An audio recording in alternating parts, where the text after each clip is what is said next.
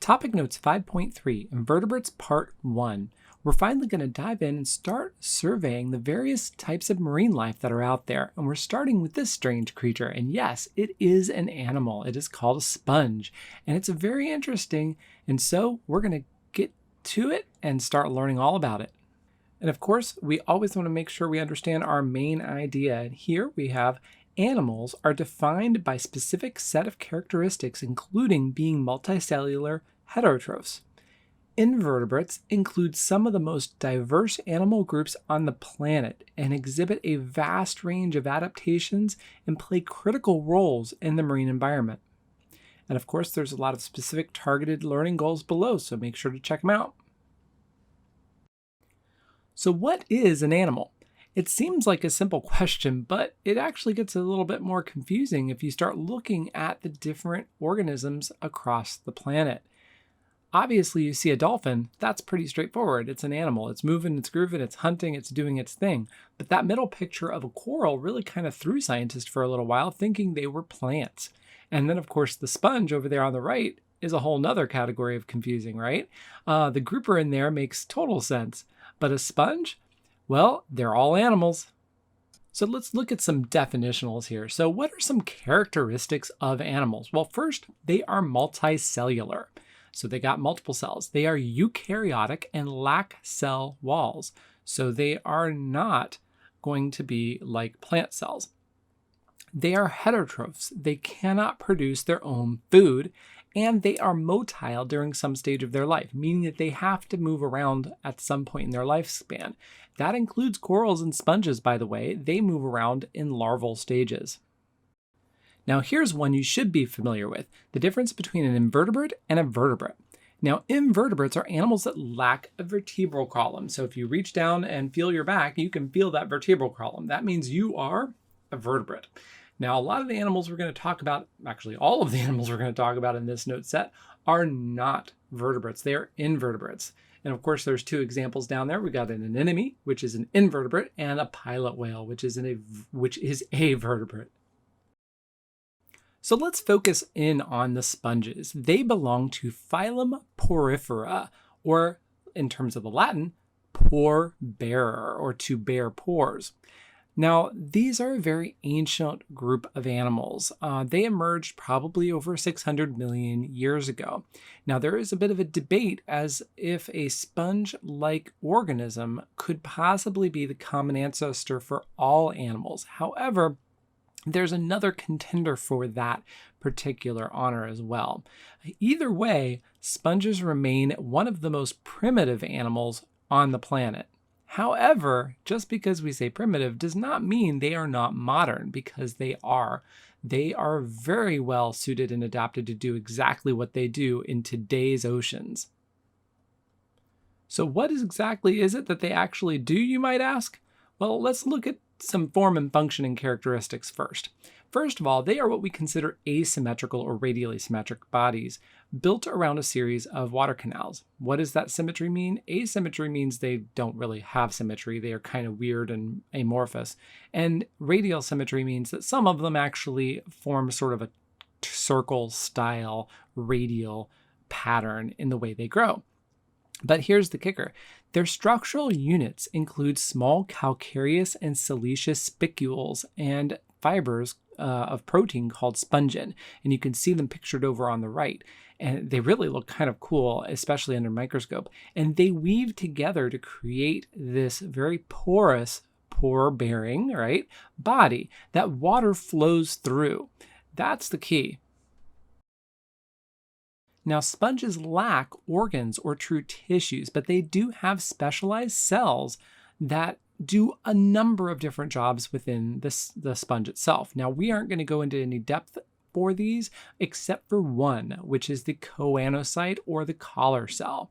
Now, these are flagellated cells, meaning they have these little whip-like flagella, and they line a lot of the inner portions of the sponge, and they pump water through the sponge, unidirectional water. They bring the water in from the outside, from the water in the ocean, through their bodies and pipe it back out various different outflows of the sponge. This flow of water through the sponge is incredibly important to sponges because that is how they do everything, because they are sessile. They don't move around once their larvae has settled. So they have to move things through them. And that's what they use those choanocyte cells to do. Now, if you see the picture on the right, it looks like the sponge is vomiting a bunch of neon yellow water.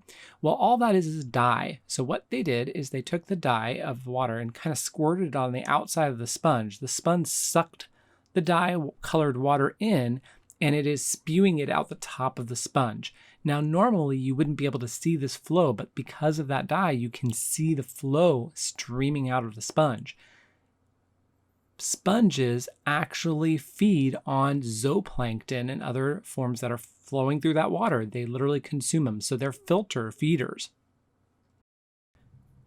Now, there are many ecological roles that sponges play within the environment. First of all, they are big predators of plankton communities, so there is that. Now, from a human perspective, we're actually interested in the metabolites they produce. Now, remember, sponges they can't move around. They can't get up and move around. So they have to rely on essentially chemical warfare. They produce these metabolites that prevent the settlement of algae or grazing of other animals. And thus, we are interested in those chemicals because think of it, if you could have a chemical metabolite from sponges that may stop cellular development or growth, that might be interesting in terms of cancer research. So there's a lot of drug discovery that goes along with some of these different groups of animals we're going to talk about, and sponges are one of them. Now, sponges are also a habitat for a wide variety of organisms. Shrimps, crabs, brittle stars, all of these animals live in the canal system within the sponges, which is really interesting. A decorator crab, like the one on the left, actually grows sponges on its back as a form of camouflage and protection. Our next phylum is Phylum Cnidaria, and it comes from the Greek term comb bearers, and this comes from the 8 rows of comb plates with tennae on them, and they use these for locomotion. Now, most will look at them and think jellyfish, stinging, but this is not the case. Phylum Cnidaria, they do not have stinging cells. They have sticky cells called colloblasts that they use for feeding, and they are very important predators of zooplankton. Now, during the day, they are very kind of iridescent in the light, but at night, they're also bioluminescent. Now, from an evolutionary standpoint, ctenophores are a very ancient group of animals, over 600 million years ago, just like sponges. And there is a bit of a debate as to if these ctenophores came before sponges. In fact, there's some new genetic evidence that might suggest that. However, it is not conclusive. So the work continues to understand our history. Moving on to Phylum Cnidaria. Now here, the Greek knide or nettle or thread leads this to the main characteristic of these guys, which is stinging cells, and we'll get to that in a minute. But here's some characteristics. First of all, they are generally always radial or biradial in symmetry. You can tell what cnidarians look like, right? We have jellyfish, we have corals, anemones, things like that. They also have organized tissues and a simple nerve net. Now, cnidarians are diploblastic, meaning that during gastrulation and all that, they form 2 tissue layers, endoderm and ectoderm. Now, their body types are also 2 different forms. We have the medusa, which would be your jellyfish style, and then you have the polyp, which is your sea anemone and coral style body format. Now let's get to those stinging cells. This is where the name cnidaria comes from the nematocysts and the cnidocytes. So the cnidocytes are stinging cells that cover the tentacles of cnidarians, and the nematocysts are the harpoon-like organelles inside the cnidocytes that contain toxins to be delivered to the prey. And the micrographs on these look really ridiculously cool. And they use these stinging cells to kill prey and to defend themselves against predators. Now we'll take a real quick journey through the diversity of the phylum. We have class Hydrozoa, which You might recognize the man of war. Also, you might have heard fire coral, that term before. There's also hydroids and freshwater hydra. So that's kind of the deal here. Obviously, man of war, fire coral, kind of big deals for us in terms of stinging. Now, there's also class Scyphozoa. That would be your true jellyfish. And here's some examples down there, the sea nettle and the upside down jelly, Cassiopeia. Then we have class Cubozoa, the box jellies and the sea wasps. These are one of the more potent stinging animals around. In fact, they can be very dangerous for people, especially in the Pacific Ocean around Australia, Indonesia, the Philippines, things like that. We can get them in the Atlantic, but not too many times. Now, there's also class Anthozoa. Now, this is very familiar as well because it's our sea anemones, our sea fans, our hard and soft corals, all of that. Let's talk nutrition. Most cnidarians are suspension feeders, and they catch their prey using stinging cells and can even catch some small fish sometimes. Now, what comes in goes out the same orifice. The undigested material in nitrogenous waste leaves through the oral opening. So yes, back and forth. They do not have an anus. Now, some corals depend on mutualistic zooxanthellae living in their tissues for the majority of their nutrition, and that's what's pictured there in the middle. That's the zooxanthellae, and it lives in the coral tissue. We've talked a little bit about this already. And this is a really important symbiotic mutualistic relationship in coral reefs, and we'll get even more in depth of it later on. The reproductive lives of cnidarians. We're just going to go over one example, and that is going to be jellyfish. We're going to use the moon jelly as an example of this. So the moon jelly will start with the Medusa stage, which is the dominant life cycle stage, and that's the jellyfish you know and love, so to speak. Now they release eggs and sperm, and they have what we call external fertilization. So they release the egg and sperm into the water column. The egg and sperm somehow find each other, hopefully if all goes well, and they fertilize floating out in the water and essentially become larvae. And that larval form will float in the planktonic community and for a period of time. Now, from that larval stage, eventually it will settle down to the seafloor and attach, becoming a polyp. And that will go through a process of strobilization where they will essentially form like a bunch of stacked plates, if you will. And from that point, the different plates, or the small jellyfish, will eventually start to break off. They're called the Ferre. And they kind of break off and start floating around, and then they will metamorphose into the adult jelly later on. So that's an interesting part. These cnidarians, these particular jellies, the moon jellies, have both a polyp phase and a medusa phase within their life cycle. Cnidarians form a very important role within the marine community. First of all, corals provide habitat for a diversity of other species when we talk about larger coral reefs. They're also very important predators of plankton communities, and that goes for corals and jellyfish. They support symbiotic relationships, and there's quite a few different versions we can talk about, but obviously the zooxanthellae and the coral is one big one.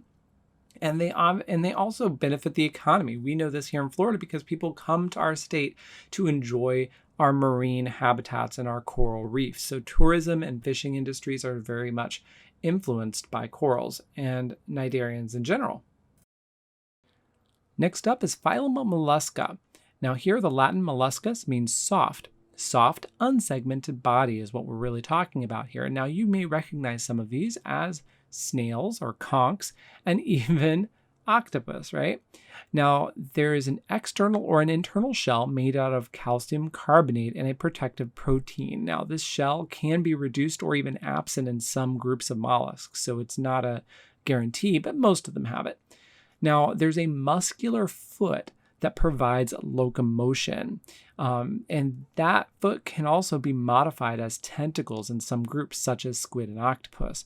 But most of the time, you might see it as the foot or the thing that comes out of the snail shell and it moves around on. That's the muscular foot. Now, they do have an open circulatory system in most groups, and they are triploblastic, which means they have all three tissue layers, endoderm, ectoderm, and mesoderm, and they are protostomes, meaning that their first opening during gastrulation becomes the mouth. Now let's survey the diversity here. First, we have class Gastropoda. That would be your snails and conchs and nudibranchs. And you can see those over on the right. I have a queen conch in my hand there. There's also nudibranch over down the bottom, which really does not have that external shell. There's a variety of nudibranchs out there. They can be very pretty. And then we have class Bivalvia. This is where you have two valves, or essentially two shells that clap together, if you will. Clams, oysters are examples of that. One you might not be as familiar with is shipworms, and you can see that pictured there in the middle. They're really good at breaking down wood and things like that.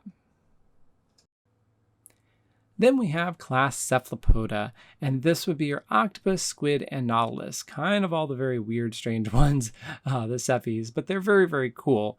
And then class Polyplacophora, which the only reason why I put in here is because we tend to find chitons, which you can see imaged there, in intertidal zones. So later on in the year when we do intertidal zone, you'll kind of know where they fall. But most people don't know that particular class. Now, mollusks, in terms of their nutrition, run the board, right? They are herbivores, they're carnivores, they're deposit feeders, and filter feeders. You can find all examples there. Now, a lot of them have a radula, which is a ribbon of tissue with teeth essentially on it, and it's used for scraping, piercing, tearing, and cutting wood. It's found in almost all mollusks except for bivalves, and it sort of looks like a little saw going back and forth over what we call an odontophore. Very, very neat looking things, and it helps them scrape algae off of rocks. It helps actually drill into some animals to eat them for the carnivores, things like that. Mollusks have an important role just like all the rest do. They are important food sources for humans, for example, and for other animals. Their shells provide habitat for other species, for example, are very well-known little hermit crabs like to use them after the snails die. The shipworms promote breakdown of driftwood, which is really important as well, and they improve water quality. And yeah, I'm looking at you, oysters. We actually have a project in our local area in the lagoon planting oyster beds to help filter the water out. Our final phylum for this particular note set would be Phylum Annelida, Latin annellus for little ring. And this is characterized by soft-bodied, but divided into segments internally and externally. And you actually know this one very well if you've ever heard of an earthworm, and we'll get into that in a minute. But they do have bilateral symmetry, hydrostatic skeleton, meaning they kind of puff themselves up with water pressure. They have a closed circulatory system. They are triploblastic, so they have all three germ layers, and they are protostomes, so their first opening in gastrulation is the mouth as well. Now there's two main classes we're going to talk about. There's class Oligochaeta, which are your earthworms. That's pictured up on the top right. And then there's class Polychaeta, which would be your marine worms, and those are pictured below.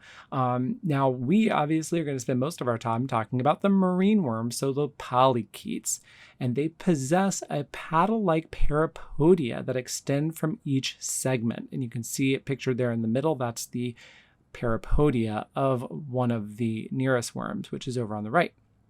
Now, they also have a very well-developed prostomium, or head region, that has a ton of sensory organs. So those aren't tentacles, but they are sensory organisms and organs and antennae and things like that. Now, what do they eat? Well, they have a linear, straight digestive tract that goes from mouth to anus. They are mostly deposit feeders and filter feeders. However, there are a few predators out there. Now, on the left, you'll see the feather duster worms that feather duster sort of headdress is a filter feeding device, and the worm lives in the tube. Feather dusters are quite pretty, and there's quite a lot of them in the marine environment. Then in Arenicula, the lugworm, this is a deposit feeder. It's basically lives in the sediment. That's that muddy shore, sandy shore sort of animal, right? And they filter and go through the sand, and they kind of put out little fecal mounds. It's kind of interesting to see. Then on the right, you have the bobbit worm, and this is an active predator. This is, you can see the jaws, right? It just says predator in the way it looks, and it's going after little invertebrates and things like that to eat. So why do we care about these worms? Well, first of all, a lot of them are burrowers in those soft substrate areas, and that aids in nutrient cycling. It provides habitat as well, from loosening up, creating holes, things like that. They provide a link in the food web between detritus, the deposits on the bottom, and other trophic levels that might consume the worms. So that's really important as well. And here's another example of a really cool animal. This is a parchment tube worm, or Chaetopteryx, and they exist again in those muddy, sandy shores and estuaries, and they create these tubes, and you can see what's left over from the tubes on the right. You can sometimes see them washing up along the estuary shoreline. But anyway, they create these tubes and they live in them, and you can see what the animal actually looks like in the center picture. It's very wicked looking, right? It's very crazy. And it's very fragile, really, outside of its tube. But it creates a water flow through the tube, and it's constantly feeding on dead organic matter, plankton, things like that. So very neat worm, and you can see, if you are very keen walking around the estuary, evidence of these guys. All right, we covered a lot of ground on this particular note set in terms of organisms and different phyla. First off, just remember, animals are defined by a specific set of characteristics, including being multicellular heterotrophs. Invertebrates include some of the most diverse animal groups on the planet, exhibit a vast range of adaptations, and play critical roles in the marine environment. And of course, remember those learning goals. And until next time, keep learning.